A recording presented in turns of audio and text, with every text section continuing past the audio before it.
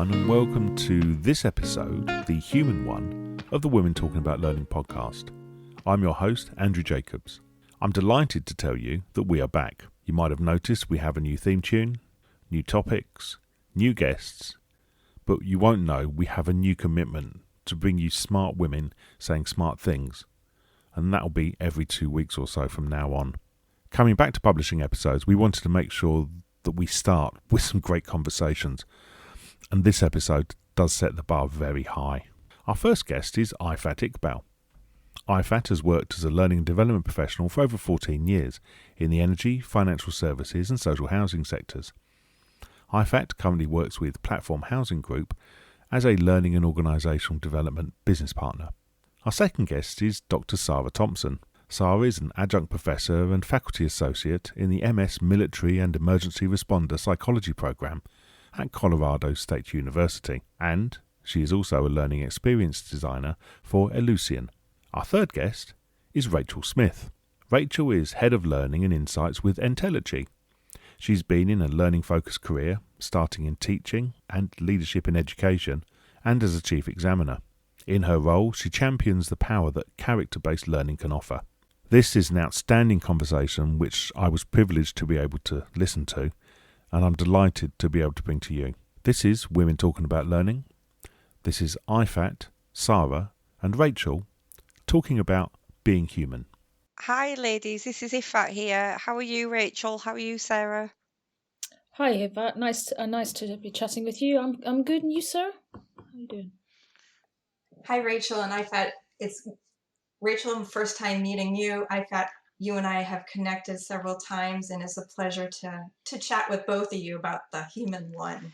Yes, I guess where do we want to kind of start with this? Because it's quite a big one, really. I mean, what does being human mean to you? What does it mean to be human? You know, for me, it's bringing my authentic self, who I am, to the table, and that includes, and I this connects to so many other topics, especially I got to say to women, making mistakes and learning from that.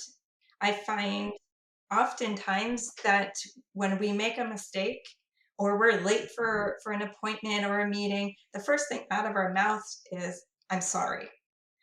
And I'm not sure that everyone also does the same thing, feeling that obligation to explain myself. Well, it's an interesting point, isn't it? I mean, it's that sort of imposter syndrome that I think plagues one side of the gender divide more than the other. I don't think it's completely a female experience, but it's certainly stronger in our gender. And it's to do with our fallibility. But as human beings, and that's directly related to this idea of being human, is to accept our fallibilities, accept it's what makes us whole, accept it's what actually makes us appealing to others. Because if we were too perfect, we would horrify our colleagues and collaborators who would feel completely and utterly. So it's a celebration of our fallibility that makes human beings so powerful, do you think?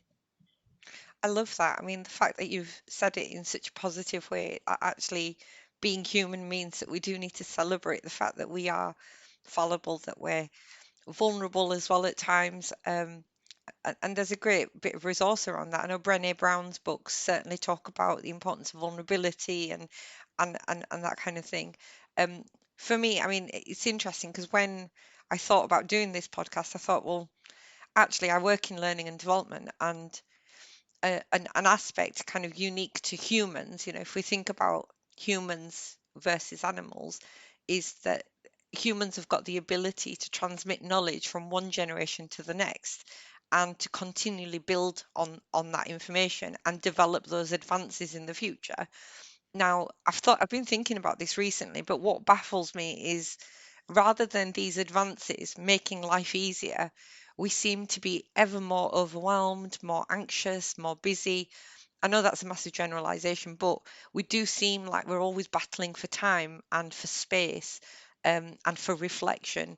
So actually, if that aspect that's unique to humans, which is to improve the way our future generations kind of conduct themselves. If advancement hasn't necessarily led to a happier or more positive life for our generations, where have we gone wrong?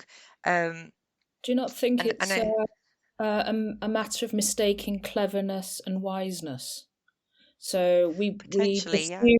we pursue cleverness. We pursue doing everything in the most innovative, most exciting, most, oh my goodness, I can't believe we're doing this way. When actually about 2,000 years ago we had the whole learning business cracked with the mentor and the apprentice and the passing down of wisdom through intergenerational contact, and we seem to have lost touch with that, which is what led us to flourishing as a species and led us to our purpose, because we were guided by that intergenerational pass down of information, and we've just got too clever and too smart and forgotten all of that.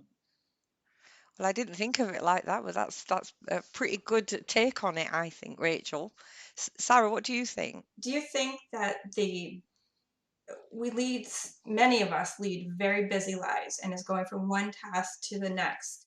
And is there that pressure that's coming from society that's influencing that drive, or that maybe it's not even a drive, that expectation that we need to keep going and keep going and keep going and meet these deliverables, and while at the same time not paying attention to our own mental health as humans? It's our whole being. It's not just a physical component. There's the mental, emotional, spiritual, all the necessities that we need to function with a purpose. I love that word purpose, and it's something that I keep considering in my own life. I'm 52. What is my purpose? And it's such a human connection that drives that. But how are we getting lost in that picture of really living our purposeful life as human beings versus working, or taking care of being a caregiver, something like that? I think there's the Japanese concept, which I always call it wrong. What's it called? Ikigai? Ikigai, that's it, yeah. I remember last week kind of thinking about this, yeah.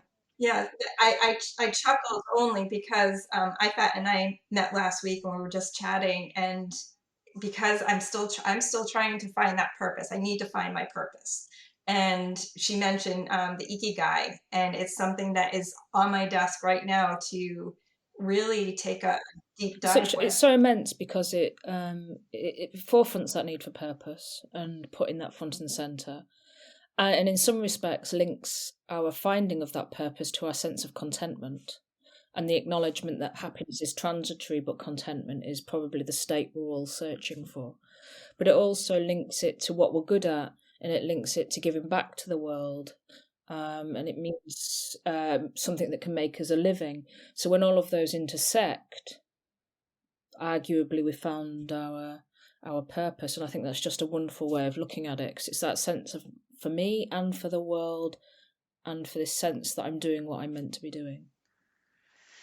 Yeah, and it's interesting because in the actual book itself, it talks about how living with purpose, it actually enables people to live longer, more contented lives. And actually, I did my own Ikigai reflection quite a number of years ago, where I actually thought about, well, what am I actually good at? What could I actually do with, and what do I really see, kind of get joy from? Where am I really achieving flow in my work? And, well, how could I combine all of this to deliver something to the world that it needs? And at the time, there was a lot of changes, kind of a lot of, I guess what you would call entertainment happening in the world. Netflix and all these things were emerging at the time of my reflection. I was thinking, well, actually, are we spending a lot of time watching things that don't really kind of teach us anything? They don't really enlighten us in any way. And actually, how could I put all of this knowledge together to do a job that I enjoy, that I love doing, but actually that I can get paid for?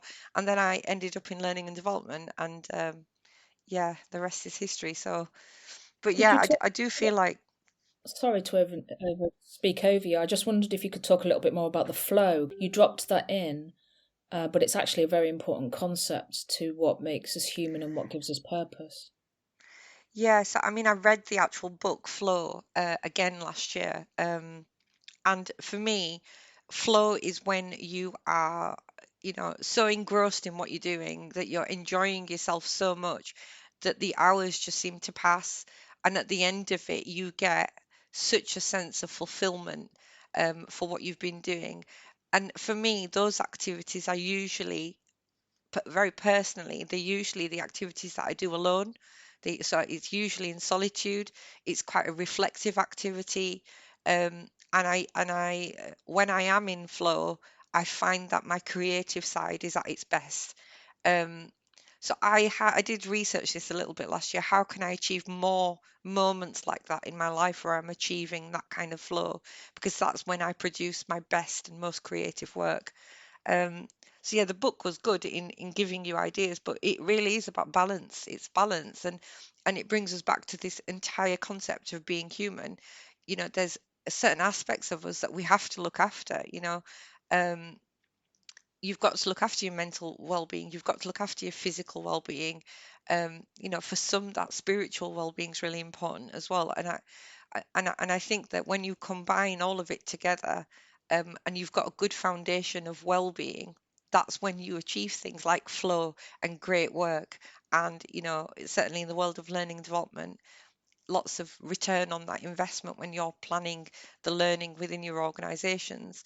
Um, so yeah, it's a really interesting concept. I don't know if you've come across that book. Um, I know the first name is Mihaly, but I can never pronounce the surname, so I'm going to let Andrew put that in the bio. Um, but again, it all boils back to contentment. It boils back to it kind of comes back to doing what you love to do. Um, so yeah. What are your thoughts on flow, Rachel? Well, I was actually going to pass over to Sarah because I don't think she's talked a little bit about. I jotted down two words as you were speaking, Iffat, balance and changes. And I wanted to start with that balance. And that really it has to start from us. It has to start within, and in recognizing what that balance is, because it will be different between person to person. Is it a balance between work, leisure, family, spirituality, whatever it is that's unique to us? How can we take ownership of that to, one, create changes in our life that will seek that balance? For me, it's I am passionate about higher education. I'm in learning and development within the higher ed forum, and it's my happy space. Teaching is what I'll use your word, brilliant. That's where I feel the happiest. It's where I thrive. But then there's other tasks that have to be completed that might not necessarily be as exciting, but it's part of that whole balance. And I don't know if anyone else feels like there's a struggle or an imbalance within your lives to create that for yourself, because that will, if we don't have a balance, are we going to be open for change? Change is one of those things that it's distressing for a lot of people because we get into our comfort zone. But if we're not open to making changes, how do we reach that balance? I fear that one of the greatest barriers to balance comes from a sort of masculine, westernized, logical structure to the world that we live in that drives us towards outcome and not process. So all the time we are celebrated for working the longest hours and for running the longest marathon or whatever. Everything is about more, and being this sort of like really driven sense of competitiveness that stops us from feeling that we're allowed to change and allowed to make a different choice. And it takes a strong will to push against that, I think. Is that stemming from a societal pressure that there is, again, that expectation that we need to run the fastest mile, to swim the fastest 100 yards, to meet deliverables early. Is it a pressure that's coming from outside, or do you think that, as well as our innate drive, that we need to excel? Is it to prove something? I mean, me personally, I think it's a combination of the two. Naturally, I think in capitalist societies, you're going to see an element of competition and drive, and I think, that's the world that we live in and have done for many years. But to kind of think about it certainly from a woman's point of view, do we as women hold ourselves to higher expectations to achieve that kind of balance? Me personally, absolutely yes. I feel like, when I'm balancing my role as a wife, my role as a mother, my role in the house, so doing my housework, some days are just absolutely crazy. Like, I'm putting a wash on literally before my first meeting. I conduct some meetings, I get a break, and I'm like, right, I better get the chicken out of the freezer so I can defrost that and cook that for lunch. Cook that for dinner, and then lunchtime, right? Because obviously I'm Muslim, I pray, so at lunchtime I'm like squeezing my prayers in. So absolutely trying to live, and I have such high expectations of myself, and and actually I didn't realize this until relatively recently, when a young man contacted me about some challenges that he's having, and wanted a coaching conversation. And when I actually drilled into this conversation, it was pretty obvious to me, because it was somebody else describing the way that they're living their day-to-day life, not taking breaks, not taking lunches, constantly wanting the next thing, that I started to identify what I would call high functioning anxiety. But it's weird because I never identified that in myself. I identified it when a coachee came to me with very similar kind of issues. So very recently, I've been on a personal reflective journey on, actually, am I suffering from high functioning anxiety? Am I expecting far too much of myself? So yeah, it'd be interesting to know whether, as women, you feel that you set yourselves to a higher standard than possibly other people in your life. I mean, I used to when I was teaching in a school. I mean, I moved out of the schooling system because it's a very toxic environment for your mental health and mental well-being. And I celebrate any teacher who still works within it, because they've got a lot of mental strength. But I was working faster, harder, etc., because I was within the management structure of the school, so therefore had to be seen to compete with the men around me, who seemed much more able to turn up at 7 and leave at 9 than I could ever seem to be capable of doing, and fit all the rest of it in, as you described. And I have actually made a conscious choice in my move into L&D to not push forward with the same experience, and to promote a different way of going about things, because I'm in it for the marathon and not the sprint. I want to enjoy this ride I'm on for longer. So that means I have to say no now, and be very strong in that no. And I think that's what takes courage, is saying, excuse me, no, I'm not responding to your email on a Saturday morning because I need this refresh time. I love that analogy of you're in it for the marathon and not the sprint. And it really aligns with, we've mentioned imposter syndrome in this, and I spoke on that podcast as well. And that began during my childhood, where I just did not feel validated. But that drive, again, I find, like you mentioned, I've had the high functioning anxiety. I'd say that front and center, that would be me. And the type A personality of, all right, here's my deadline. I have to get it in before for this, and then I can move on to the next task. And for me to sit down, it was through a conversation with Iffat last week. Again, kind of, she took on a coaching with me relationship. And I sat down on the couch last night with a book, just a book for leisure, nothing in L&D, just leisure, and forced myself to sit there and just read, just be in that moment. And that's part of being that human, where I could have gotten up and put in another load of laundry or empty the dishwasher or clean my kitchen, anything like that. But at the end of the day, it's letting your mind, your body just kind of recharge. And the same thing with having good sleep. I don't sleep well. And it's that anxiety of thinking about, okay, what did I do today? What didn't I finish? What could I have finished that didn't get done? What is my day tomorrow going to look like? And that goes straight back to that mental health and being human and recognizing there's a few lessons that came out of the pandemic. And it's, what do you put value in as a human? Do you continue giving until there's nothing left in you? In some respects, not to belittle the horror of what happened to people during the pandemic, but it is there are silver linings and blessings, because it has forced us to stop and reflect and allowed for a paradigm shift in the way that we interact with each other. And I think we should celebrate that and not allow it to drift. I don't know if you agree.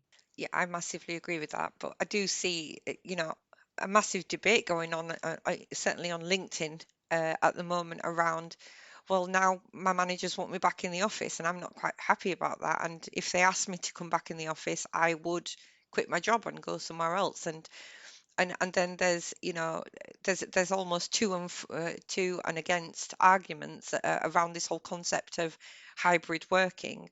But I think just going back to the high functioning anxiety, what that looks like to people, to other people, to how it actually feels are two very different things. And I think somebody with this kind of anxiety, they manage daily life pretty well, and they seem put together. They're usually very well accomplished and fully functional and highly successful. And actually what might look like confidence or hard work or detail orientation or organization or independence to others actually is that's not how it feels for that person. And I think that that's where the imposter syndrome comes in. So I do think that the hybrid environment that we're working in now can almost hide some of this type of anxiety, because if you're not dealing with people face to face, you're not really taking those pauses, those moments at the water cooler having a quick chat, or balancing the whole people technical skill that we have. So definitely I do think that I wish it would be a little bit more about human choice rather than what leaders want in an organization or what a business wants and what they feel suits their business model. So I do feel like we need more human-based decisions But also and give people choice. more understanding of what you were talking about in terms of social high functioning anxiety within the workplace, because it does create a dissonance for people. So I present as being incredibly confident, incredibly assertive. People think I'm a massive extrovert because it's learnt behaviour to deal with the underlying anxiety that I feel. But it means that people deal with me in quite an abrupt way. They think I can handle myself, and almost that I need to be brought down a peg or two and knocked a little bit off my pedestal because I appear so together, when actually the truth is underneath. It's far from that. I need more nurture than I do anything else. So that's, I think, the great difficulty, and that's where dealing with the human within the workplace really has to kick in for me. Do you think as humans we are more self-critical than we've ever been? For me, I would say yes, but I also think for me personally, that is something I've been highly critical of myself for almost my entire life. Like if I wanted to be first, I had a need to be first, and I would work as tirelessly to achieve that. And it wasn't because I wanted to oust anyone else. It was my need, whether or not it fills a void in my life, perhaps. It's taken me, thinking of physical activity and exercise and running and all that. It's taken several physical ailments to say, okay, you have to bring it down a notch. If you want to continue running, okay, you need to do it at a much slower pace. You're no longer 25 years old. And so it's a lot of self-talk to myself to recognize what I am as a 52-year-old human female. I think in some regards, considering our audience is probably colleagues and people from the people profession, in some regards it does remind me a little bit of Maslow's hierarchy of needs, because I mean, in that theory, at the most basic level, what it means to be human is where those needs at the bottom of that triangle must be satisfied in order for individuals to kind of attend to the needs higher up. So our almost basic needs, are we forgetting those basic needs?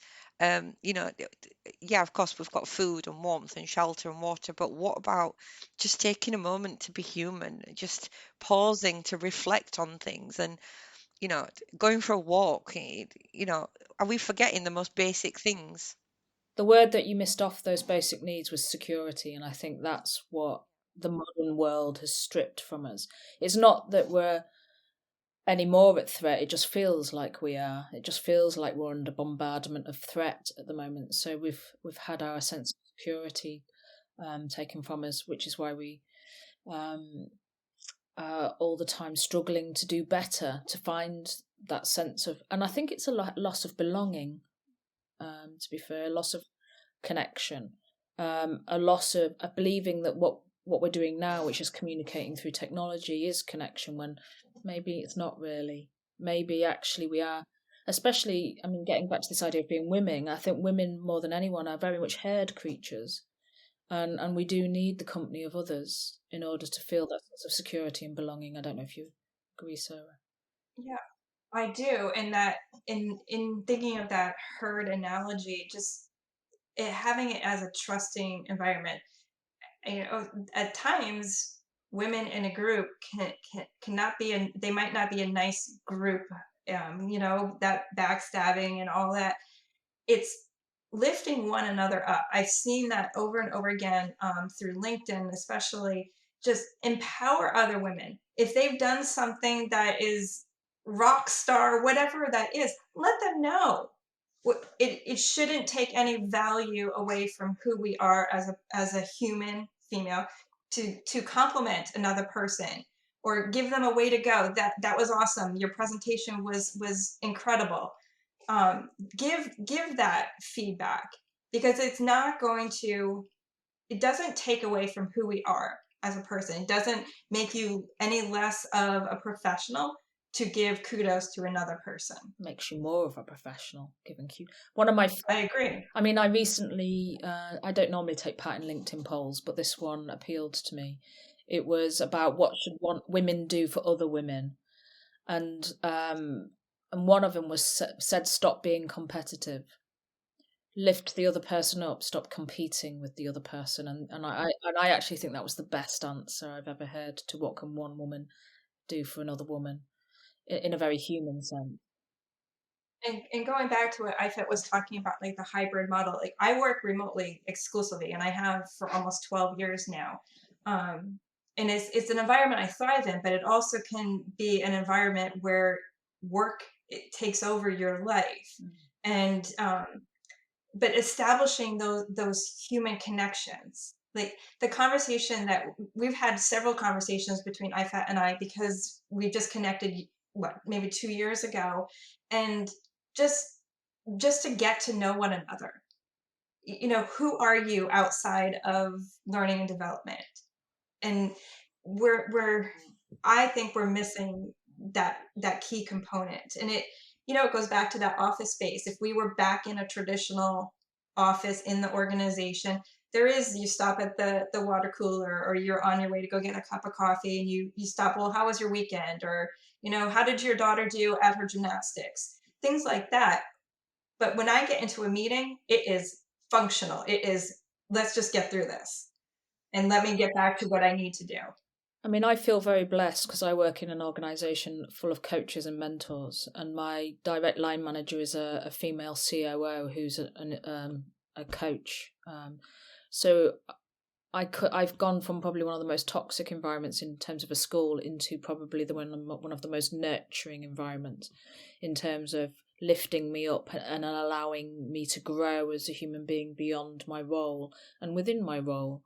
And it's day and night, the difference between the two environments. And it's all about taking a moment to say, you've got a minute, just tell me about you. And that's what we do on our Monday morning meetings. We all have a minute to just say what's going on in our world this week. And that's sort of acknowledgement of me as a human being is immense. And I spend Sunday evening going, what am I going to share about me this week to let the team know about? So do you see what I mean? And it's just it's a really unique environment. And like I say, I've never been more content, I've never really understood before now how much learning is my purpose. I knew it drove me as a teacher. I knew that was what was important to me. But I needed the positive environment within which I work to allow that purpose to flourish and not drain me of energy. It's really interesting because we've started to do that at Platform as well, where actually we're trying to make team meetings a little bit more agile. So previously where you'd book in an hour's meeting, we're now reducing those where possible. And when you have that back-to-back meeting, we try to avoid that by giving 15 minutes or 10 minutes each way. And one of the other things that I've been doing, one of my key kind of projects this year, is to embed something called Bring Your Best. So it's a program where you use tools like red, black continuum or positive first or circles of control and influence, and using templates to provide feedback.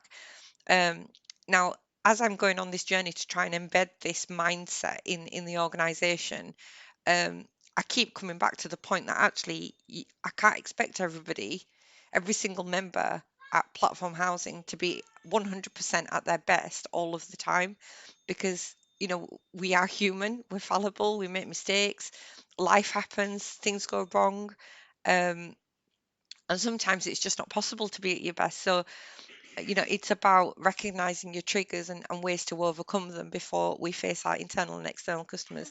And just aptly, my 6-year-old has just turned up to remind me that I am also her mum. So that's quite apt for this podcast, really. I'm going to go on mute now. You go and support your 6-year-old. That was a perfect towards the end of our chat, because we are human and we will make mistakes. Being accountable for those mistakes is all part of that human role that we have. But taking that time to self-reflect is so powerful, and definitely something that I need to do better at. If you were to leave our audience with some type of intentional act or something to think about, what would that be? I mean, I would focus on what you just spoke about in terms of failure. For me, it is what makes us brilliant as human beings, not what makes us bad as human beings. And I think that needs to switch 180%, 180 degrees, sorry. My failures are the points where I've learnt my most. It's where I've developed and grown most as a human being. And I see it as a gift, as opposed to something that has harmed me. I've took a risk. I've shown courage. It hasn't paid off. What have I learned? I've still won. Do you see what I mean? And if we can, that is what makes humans learn. A dog makes a mistake and it limps away and feels sorry for itself and then forgets it ever happened. The reason humans have flourished is because we do make mistakes and we have the capacity to grow and learn from those. That would be what I would take away, ask people to take away. Just embrace the failure. It's amazing. That's really good advice, Rachel, I have to say. What about you, Sarah? What would you say to that? Well, my thought right now is when this podcast goes live, I'm going to go in. I'm going to not only listen to our podcast again, not because I want to hear myself, but I want to hear you two remarkable women. I want to capture those quotes again because they just speak volumes to me of going back to that purpose and why are we here? Why are we here? Yeah, I mean, I attended the CIPD conference last year, and it was highlighted through some research that the people profession take care of everybody else but themselves. So for me, I would want us to think about self-care in our own profession, and I'm going to leave the listeners with 3 top tips, which I get from my friend and colleague Chloe, who she does everything in 3s. So um, my first top tip would be you come first. Take care of yourself. Take time to slow down, reflect, journal, go take a walk, do what it takes to put yourself first. And that includes your mental well-being as well as your physical. And remember that oxygen mask analogy as well. Um, and my second top tip would be present. So when you're talking to other people, be human, be present in that conversation, listen and understand absolutely attentively. Try not to be distracted by your devices or by other people, because actually when we slow down and we really listen, we discover the real issues that are impacting other people, and it takes a human to get another human. And my third kind of top tip would be to call it out. So when we see people behaving in a way that is detrimental to other people, we need to speak out and call out those bad behaviors, especially in leaders. So, Rachel mentioned toxic working environments and, flourishing and nurturing working environments. Well, actually, when you see a manager micromanaging their person and you're kind of thinking, oh, that's going to take a real toll on that person's mental health, say something. We need to vocalize the importance of taking breaks, and not working through lunch breaks, and really taking care of each other. So 3 top tips: you come first, be present, call it out. That's really it from me. Anything to add, ladies? I think you've just solved everyone's human problems. In fact, I think it's Yeah. amazing. I'm going to note those down for future Well, life. Rachel, I'm So I'm, thank you I'm very going to be much. sure to connect with you. I mean, as you know from our conversation, me and Sarah have known each other a few years, but it's been great talking to you today, Rachel, and you again, as always, Sarah. So I'd love to connect further. Yeah, me too. It's been great to meet you both. Thank you ever so much for your insights and your wisdom. It's been a joy to share space with you. So thank you. Yours as well. And know, Rachel, that your quotes are going to be written. I have a desk that I can write on, so I will keep those handy. And those three tips, I will take and I'm going to use. I did say we'd be back with a bang, and that was amazing. Some episodes stand out, and to come back to recording and to have that as an episode is a brilliant way for us to restart the podcast. So I've got nothing but absolute thanks to Iffat, Sara and Rachael for an absolutely splendid conversation, and to allow us to eavesdrop on that conversation. You'll find all their contact details within the show notes, as well as links to books and interesting information that might be helpful for you. We do have a number of episodes coming up, but we are, as always, looking for guests, so please do get in touch if you would like to be a participant with us. Please do like and subscribe on your podcast player. It makes an enormous difference to us and makes the podcast more visible. We've got another episode in a fortnight's time. That's the empathy one, and you're going to love that one as much as you love this one, trust me. We will see you in a couple of weeks. As always, thank you for listening, and we'll see you soon.